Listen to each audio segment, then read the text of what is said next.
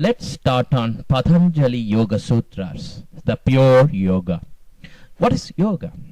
Is it about philosophy or is it religion?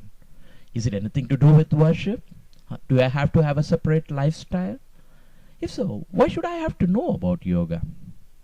Let's together see the answers for those questions in a systematic way through the scientific perspective. Patanjali divided the Yoga Sutras into 4 evolutionary stages, otherwise called padas. He called the first one Samadhi Pada. After evolving about that Samadhi Pada, one can start on the Sadhana Pada. Then above that is the Vibhuti Pada, and then comes the Kaivalya Pada.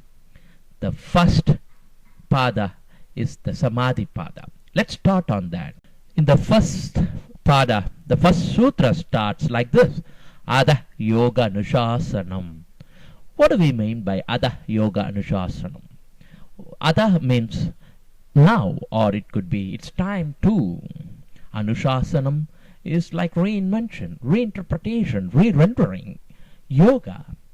So Yoga Anushasanam is reinventing yoga. In total, it can be interpreted as it's time to reinvent the term yoga.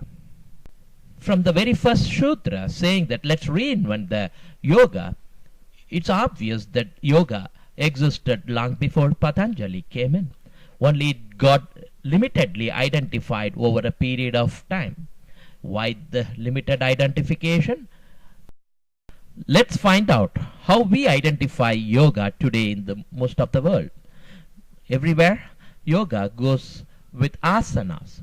People think stretching exercises is what yoga is all about.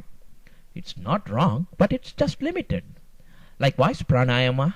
People think just doing some breathing exercises is all about pranayama. Is that all? Let's check with Patanjali. Does he mean just that, or does he mean more? Also, many think that the term yoga needs a separate lifestyle. Likewise, wearing some weird clothes, looking weird, or living in jungles and in mountains. Does it require anything other than how we look today? May definitely be not, because yoga is for everybody.